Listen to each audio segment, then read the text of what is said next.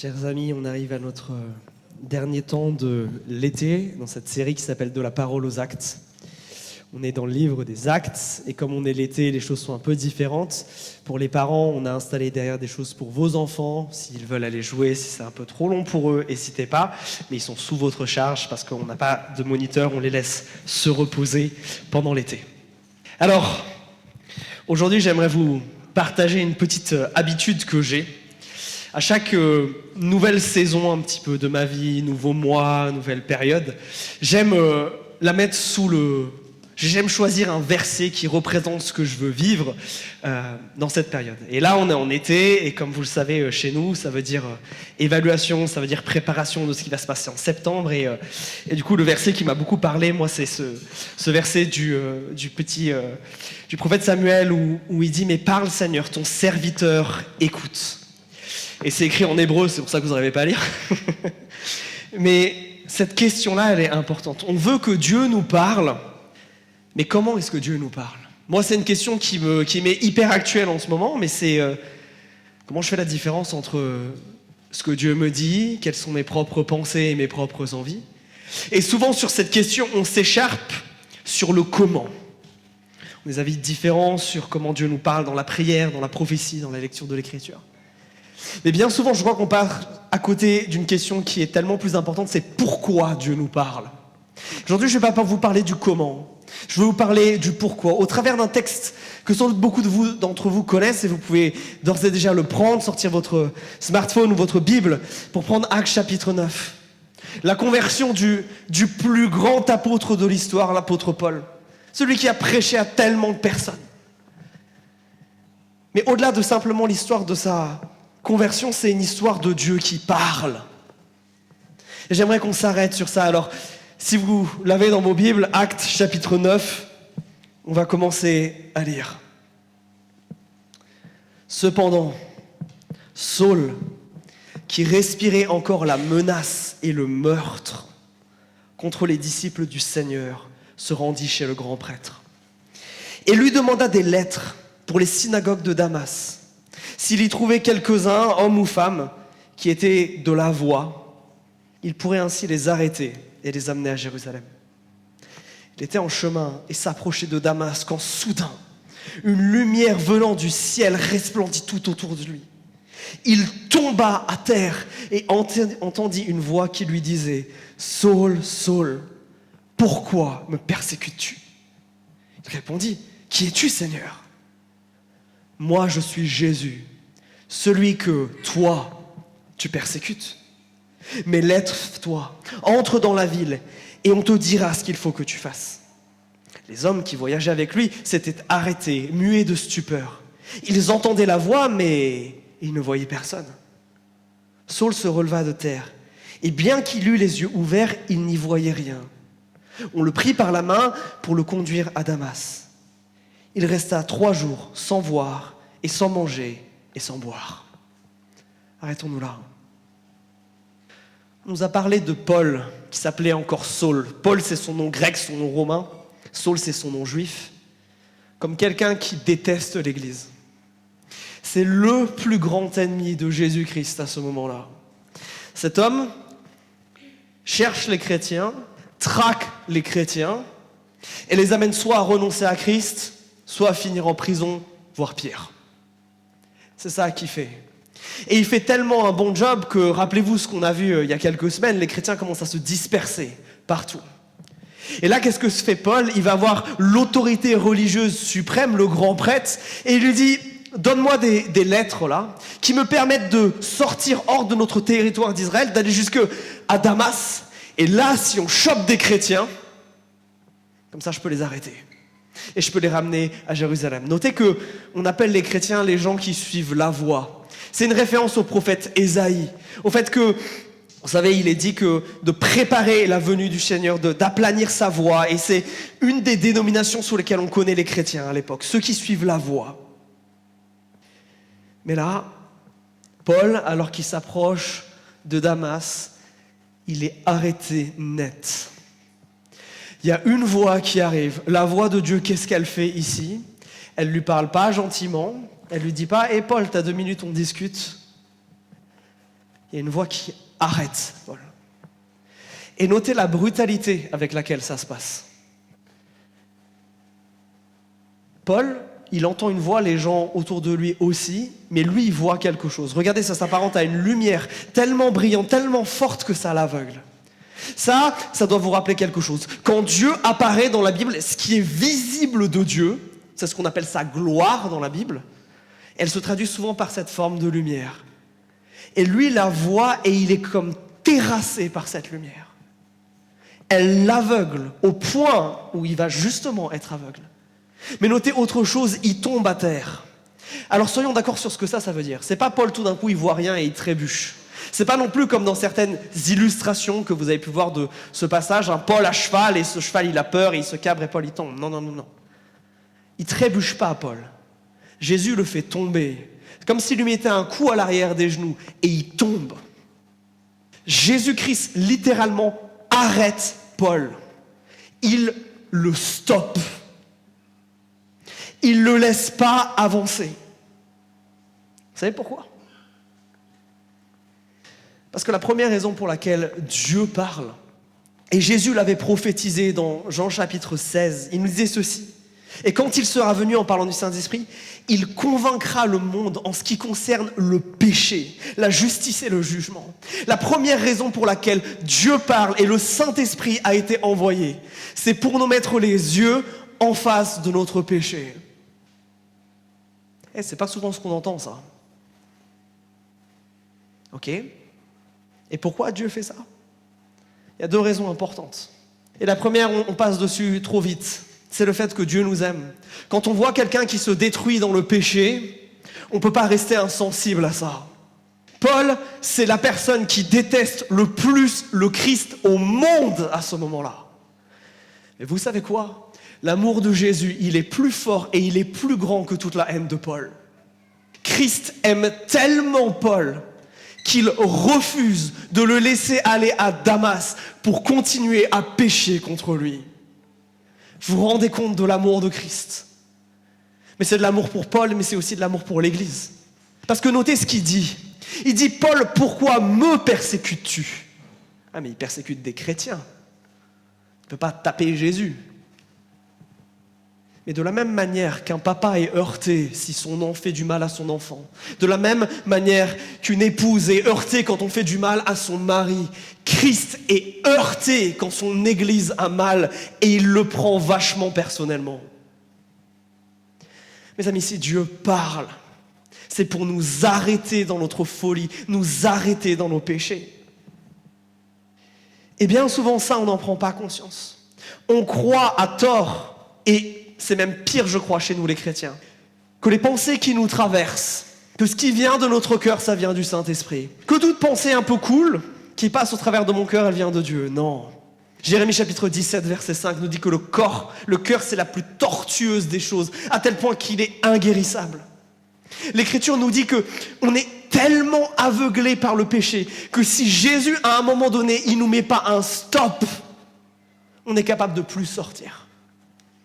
Paul, dans une de ses lettres, va réfléchir sur cette idée d'aveuglement. Du fait que, des fois, le péché, vous savez, il a ce pouvoir à la fois addictif où, quand on commence à le commettre, on a continuellement envie de le connaître. Mais il est à un point, il est tellement fort qu'il est capable de nous aveugler, au point où on appelle le bien mal et le mal bien. Paul dit ceci dans une de ses lettres, dans Romains chapitre 1. En parlant des êtres humains, ils sont donc inexcusables. Puisque tout ayant connu Dieu, ils ne l'ont pas glorifié comme Dieu, et ils ne l'ont pas rendu grâce, mais ils se sont, regardez, égarés dans des raisonnements futiles. Et leur cœur sans intelligence a été plongé dans les ténèbres. Se prétendant sages, ils sont devenus fous. Mes amis, nos cœurs sont des organes, mais tellement dangereux, qui peuvent nous éloigner tellement de Dieu. C'est bien pour ça que dans 1 Corinthiens chapitre 14, Dieu dira qu'un des grands objectifs de la prophétie, c'est d'exposer l'état du cœur, d'exposer ce qui est faux et ce qui est pas bon dedans. Et oui, le cœur de Paul, il s'est obscurci. Il s'est vachement obscurci, rappelez-vous. Paul, c'est un homme qui... On a arrêté des chrétiens. Paul, c'est un homme où il a entendu plein de fois le message de Christ parce qu'il a fait en sorte que des chrétiens y renoncent. Il a essayé, il a entendu l'évangile.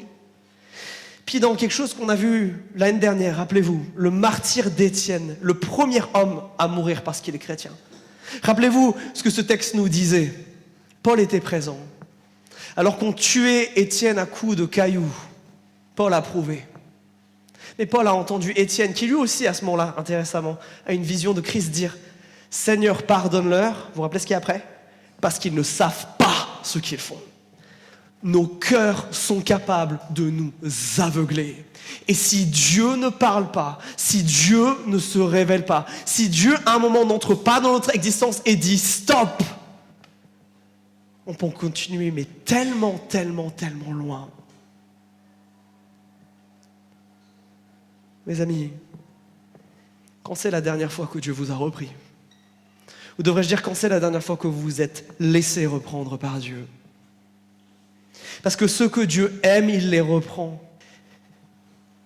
Il leur met des feux rouges quelque part. Vous savez, la chose que je déteste le plus en moi, c'est le fait que moi, j'arrive pas à faire ça. Le fait que je sois obligé de me prendre des murs pour que mon cœur change.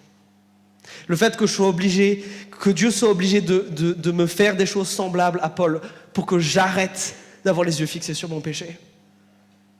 Je ne sais pas vous, mais moi ça me désole de voir ça dans ma vie. Est-ce que vous savez vous arrêter avant de vous prendre un mur ? Est-ce que vous savez vous arrêter quand le feu est orange et avant qu'il passe au rouge ? Est-ce que vous arrivez à dire stop à votre péché ? Mais c'est pas tout. Parce que si l'histoire s'arrêtait là, elle serait bien triste. Mais si Dieu stoppe Paul, c'est parce qu'il l'aime, on l'a dit, et parce qu'il a un autre plan derrière. Vous savez, quand Dieu arrête le mal, il n'y a que deux manières d'arrêter le mal. Soit on détruit celui qui commet le mal, soit on transforme celui qui commet le mal. Et vous savez quoi ? Dieu, il préfère toujours la transformation à la destruction. Et ça, c'est magnifique avec lui. Maintenant, regardez ce qui va se passer. Verset 10. Or, il y avait à Damas un disciple nommé Ananias. Le Seigneur lui dit dans une vision, « Ananias !»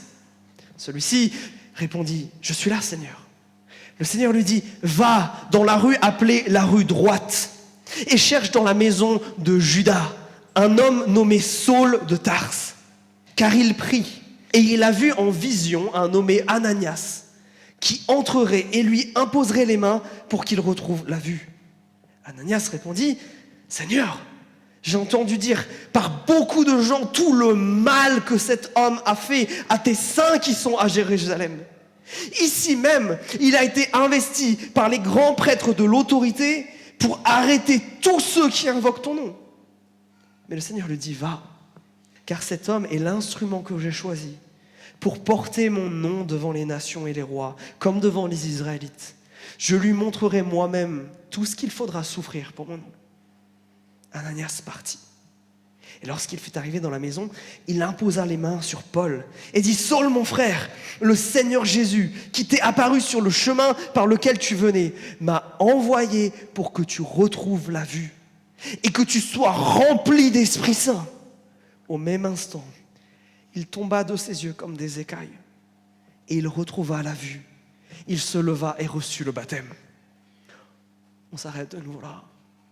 Si Dieu parle, si Dieu continue à parler à Paul et par Ananias, c'est dans un deuxième but, c'est celui de restaurer. Mais attention, quand on dit que Dieu restaure, c'est pas Dieu enlève ce qui a simplement de mal est arrivé dans ma vie pour me faire être quelque part la personne que je serai sans ce mal-là dans ma vie. Non, non. Dieu, il ne nous restaure pas à l'état dans lequel on était avant. Attention. Dieu, il veut nous restaurer autrement. 2 Corinthiens 3, 18. Nous sommes transformés comment ? En son image, dans une gloire dont l'éclat ne cesse de grandir. Il y va, Paul. C'est là l'œuvre du Seigneur, c'est-à-dire de l'Esprit. Ce que Dieu veut faire en nous, cette œuvre de restauration, c'est pas nous amener à comment on était avant d'avoir mal, avant d'être brisé, avant que Dieu nous mette un stop. Dieu veut nous restaurer à quelque chose de beaucoup plus grand, qui est l'image de Jésus-Christ. Et mes amis, beaucoup d'entre nous, beaucoup trop de chrétiens, ne sont pas restaurés à cause de ça. Parce qu'ils voudraient que Dieu, ce soit un docteur qui leur donne un médicament pour qu'ils aient plus mal, que Dieu leur donne du Doliprane et que ce qui a été cassé soit juste réparé comme ça. Non. Dieu veut faire quelque chose d'encore plus grand et d'encore plus beau. Maintenant, la question, c'est comment est-ce qu'il le fait? Comment est-ce que Dieu restaure Paul dans ce passage? Et il y a 3 choses que j'aimerais vous montrer, en lien avec ce que je viens de vous dire. Regardez à quel point Paul, il a entre guillemets rien à faire. Paul, qui est un hyperactif de la persécution, se retrouve complètement passif.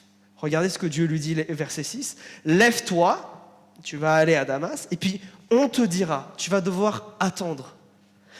Ce que Jésus lui dit, c'est que là, je t'ai fait plier le genou devant moi quand je te suis apparu.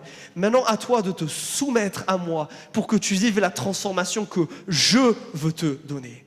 Et la restauration, elle commence comme ça. Quand nous sommes prêts à nous soumettre à ce que Dieu veut faire, quand nous arrêtons de nous dicter l'agenda à Dieu et lui dire « Non mais c'est comme ça que je veux être, c'est ça que je veux que tu fasses dans ma vie. » Oh, arrogant que nous sommes. Dieu c'est mieux que nous. Dieu a un plan encore meilleur que nous avons pour nous-mêmes. Mais cette restauration, elle commence là. Quand j'accepte de descendre de mes grands chevaux, qu'en toute humilité, je décide maintenant de suivre ce que lui m'a dit, plus parce qu'il m'a arrêté et parce que ça m'a fait mal et que je me suis stoppé, mais parce que je veux vivre ce que lui veut me donner à vivre. Et là, il va falloir attendre. Paul, il va devoir attendre. On nous parle de 3 jours, là. Qu'est-ce qu'il fait pendant ces 3 jours, Paul? Eh bien, on a un premier indice au verset 11. Regardez, quand Dieu parle à Ananias, il lui dit, en ce moment, Paul, il prie. Puis on a un deuxième indice au verset 9. Au verset 9, Paul, c'est pas qu'il a juste plus faim et plus soif. C'est pas pour ça qu'il ne boit pas et qu'il ne mange pas. Ce que fait Paul, là, ça s'appelle le jeûne. Bibliquement, jeûner, c'est se priver de nourriture, c'est pas éteindre son téléphone portable. Il prie et il jeûne. Et là, il fait quelque chose que je crois que beaucoup d'entre nous manquons. Paul, il se place devant Dieu et il fait « Ok, a priori, j'ai rien compris, là tu viens de me reprendre. Parle-moi. Je sais plus, a priori, je fais n'importe quoi. Parle-moi. » Le problème, c'est bien souvent que quand Dieu nous reprend, on se fait avoir par le péché, parce que le péché nous fait examiner notre blessure et ce qui ne va pas de manière tellement forte que ça nous pousse loin de Dieu et loin de son Église. Vous n'avez jamais remarqué que c'est quand il y a un péché fort dans votre vie que vous avez le moins envie d'ouvrir votre Bible? Que vous avez le moins envie de prier? Puis après ça, vous commencez à avoir de moins en moins envie d'adorer Dieu avec les frères et sœurs, de les rencontrer, de les voir. Et on s'isole, et on s'isole, et on s'isole. Parce on peut croire que la solution vient de Dieu, mais en dehors d'une connexion avec lui. Cette restauration ne vient que quand nous cherchons Dieu pour qui il est. C'est non seulement se soumettre à qui il est, mais c'est maintenant, je te veux toi. J'ai conscience que ma pensée, là, elle est cassée. Vous imaginez pas ce qui se passe dans la tête de Paul. Paul, il a été éduqué par le grand Gamaliel. Paul, c'est la Rolls-Royce des intellectuels de l'époque. Il connaît l'Ancien Testament par cœur. C'est une tête, le polo. Il connaît tout. Et là, il se rend compte qu'il persécute Dieu. J'imagine pas le chaos que ça doit être dans sa tête. À quel point tout est bizarre. Il doit débrancher des fils et en reconnecter d'autres dans son cerveau. À quel point c'est le brouillard et c'est le bazar. Mais Paul accepte ça. Si c'est pour se faire transformer par Dieu, alors je le fais. Il y a une dernière étape dans cette restauration. Et là, il faut qu'on parle d'Ananias. La restauration, elle arrive bien souvent que lorsque nous acceptons de l'aide. Bien souvent, là, il y a un autre problème chez nous, les chrétiens. On voudrait que Dieu règle tout dans notre petite relation personnelle avec lui. Mais ça ne se passe pas comme ça dans le réel. Dieu l'a dit à Paul, verset 6. Quelqu'un te dira, on va te dire. Verset 12, on apprend que ce quelqu'un qui va venir, justement, c'est Ananias. Notez que les écailles des yeux de Paul ne tombent pas tant que Ananias n'est pas venu, tant que Ananias n'a pas prié. Est-ce que Dieu pourrait tout faire comme il voudrait, entre guillemets, sans avoir besoin d'Ananias? Bien sûr. Mais mes amis, bien que notre foi, elle est personnelle, notre foi n'est pas individuelle, elle est collective. La manière dont nous sommes censés vivre notre foi, c'est en groupe. Il n'y a que quelques exceptions dans tout le livre des Actes où on trouve des trucs que les chrétiens font tout seuls. Et c'est des moments où le Saint-Esprit leur dit explicitement d'aller quelque part et de faire quelque chose.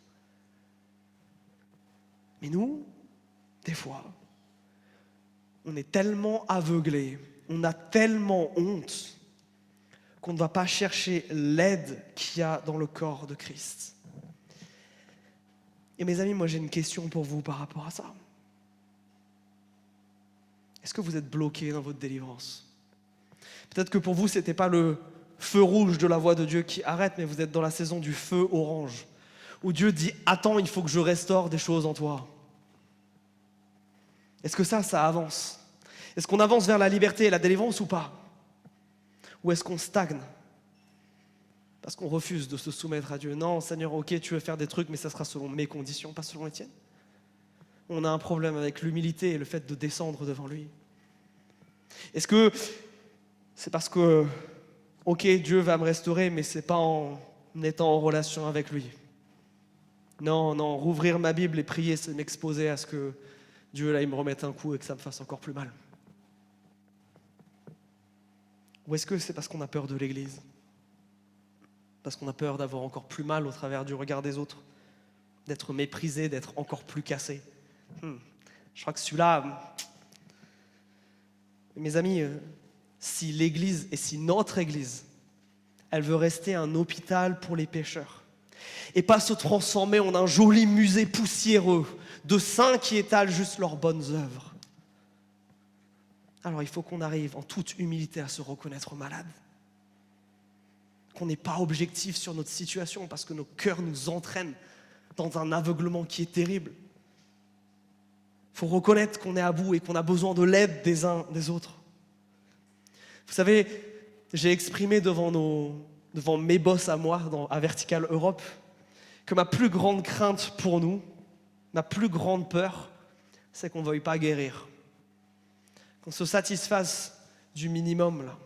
Comme si Paul, il se dit, je suis chez Judas, donc ça va, au moins je ne marche pas dans la rue, et bon, j'ai beau être aveugle, mais au moins là, je suis à peu près en sécurité.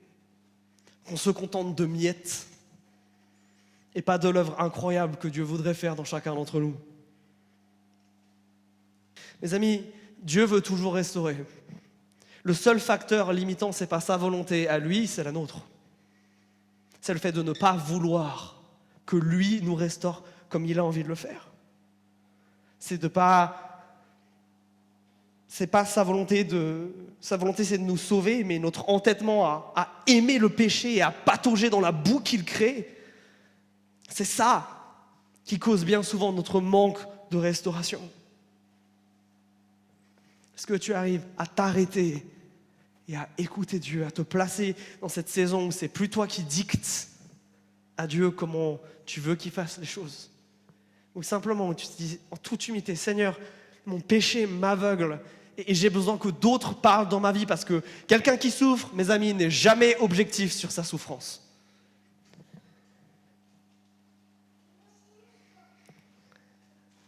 Et il y a une dernière chose.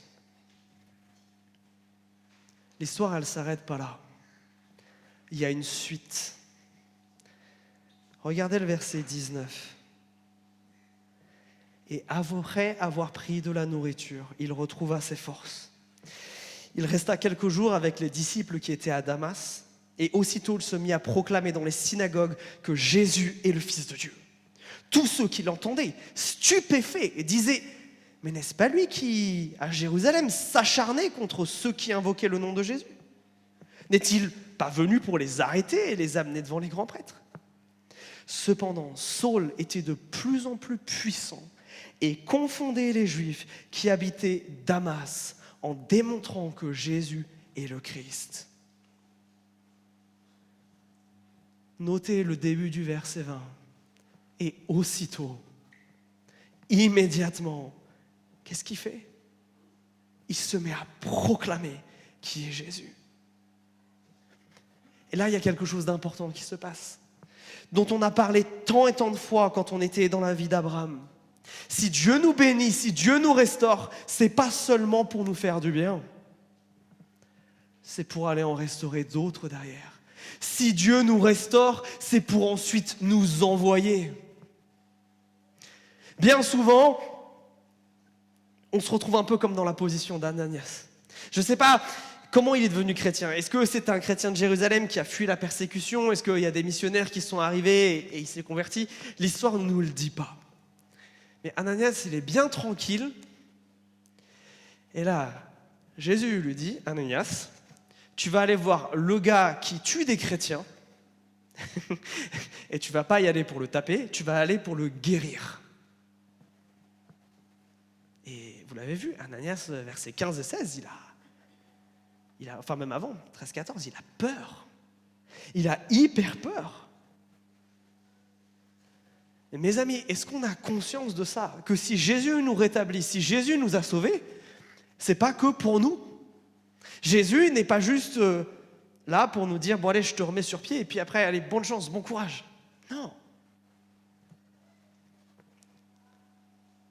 Ananias, il appelle Jésus Seigneur. Est-ce que ce mot a encore un sens? Seigneur. Le Seigneur, c'est celui qui décide. C'est celui qui est le maître, c'est celui qui choisit, c'est celui qui définit les priorités et les choix. Est-ce que nous avons conscience que si Jésus-Christ nous a restaurés, et la seule raison pour laquelle, après nous avoir sauvés, il ne nous a pas emmenés directement aux cieux, c'est pour que nous, maintenant, nous participions à quelque chose qui est plus grand que nous? Combien d'entre nous sommes parfois trop égoïstes? On a reçu un trésor incroyable de ce que Jésus a fait dans nos vies et on le garde pour nous. On a reçu ce magnifique paquet de bonbons et on refuse de le partager. Mes amis, si Christ nous a restaurés, c'est pour nous envoyer. Et nous envoyer quoi? Premièrement, restaurer d'autres.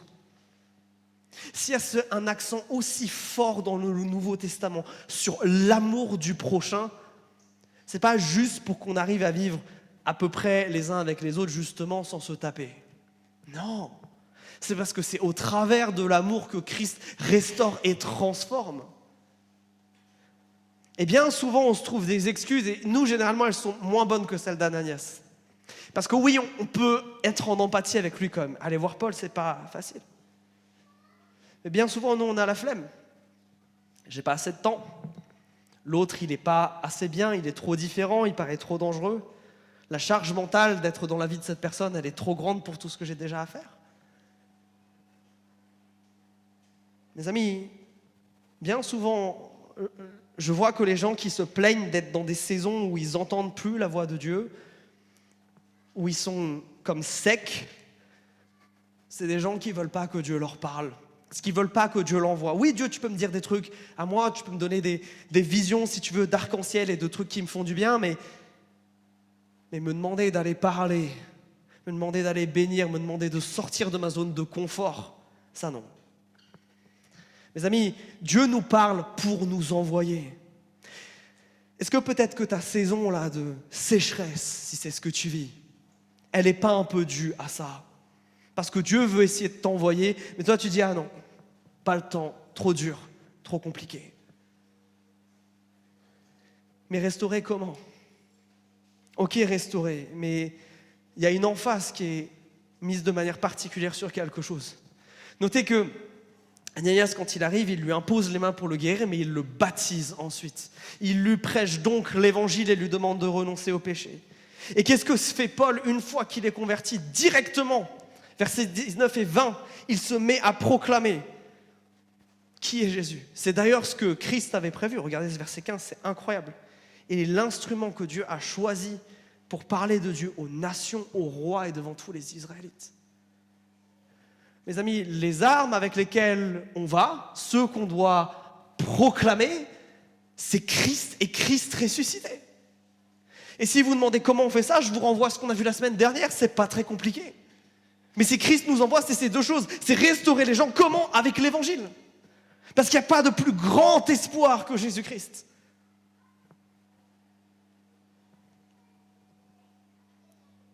Mais ça a un coût. L'obéissance a toujours un coût. On est dans un siècle et dans une vie où on cherche un maximum à ne pas souffrir. Toute notre culture est orientée sur ça.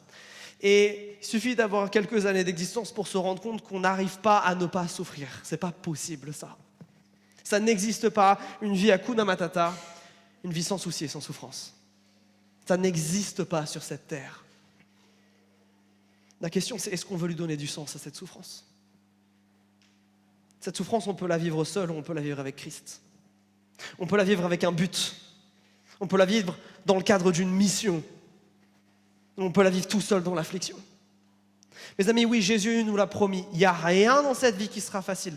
Et si vous devenez chrétien pour que votre vie s'améliore et pour que ce soit facile, c'est une mauvaise idée, parce que ça ne va pas être le cas. Paul immédiatement regardez et rejeté. Si vous allez au verset d'après, on cherche à le tuer. Être chrétien, c'est accepter de souffrir. Ça, là, que des gens soient transformés, que des gens soient restaurés, que ceux qui sont morts reprennent vie, ça vaut la peine de souffrir. Ça vaut la peine d'être envoyé par Dieu là où il veut nous envoyer. Parce que c'est participer à l'aventure la plus extraordinaire qui soit, celle d'un Dieu qui veut sauver tout le monde et qui est même prêt à arrêter dans leur course des gens aussi fous que Saul. Parce qu'il les aime. Mais qui n'a pas envie d'être dans l'équipe de ce Dieu-là? Qui n'a pas envie de prendre part à cette mission? Qui n'a pas envie, après le feu rouge et le feu orange, de passer au vert et de foncer? D'être envoyé par Dieu là où il veut qu'on aille.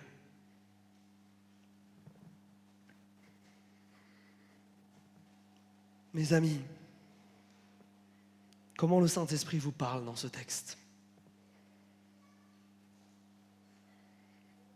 Il est de quelle couleur le feu devant vous? Est-ce que Dieu vous dit rouge, stop, arrête? Est-ce que Dieu vous dit orange, attends, je dois te restaurer? Ou est-ce que Dieu dit vert, fonce et n'aie pas peur? Mes amis, je ne veux pas qu'on passe en tant qu'Église à côté des choses merveilleuses que Dieu a prévues pour nous. Des choses merveilleuses qu'il veut nous faire vivre. Mais ça demande que nous, on choisisse d'écouter sa voix. Alors, je vous propose une manière de répondre à ce qui nous est dit dans ce texte. Avec le chant suivant. Si tu es au rouge, je veux que tu te rappelles que bien que tu aies tant péché, Dieu t'a aimé. Que ta vie, elle a beau être brisée, Dieu peut, mais surtout Dieu veut la restaurer. S'il a transformé un homme comme Paul, tu n'es pas trop loin pour que Dieu te transforme. Peut-être que toi, tu es orange. Et alors, dans le chant suivant, je veux que tu entendes ces paroles. On va chanter que tous mes doutes, que toutes mes peurs, que toutes mes angoisses, elles se taisent. Parce qu'en toi, mon âme peut trouver enfin la paix. Peut-être que pour toi, le rouge est passé, le orange est passé, mais aujourd'hui, tu es devant le feu qui est vert, et là, tu viens de te prendre le coup de klaxon qui te dit « avance ». Alors pour toi, peut-être qu'il faut que tu médites sur les paroles suivantes. Enseigne-moi à t'écouter, à faire confiance à ta voix. Mais tous ensemble, on doit chanter. Sauve-moi maintenant. Transforme-moi maintenant. Je veux plus être le même. Je veux plus être la même personne. Je veux vraiment prendre à cœur ma restauration.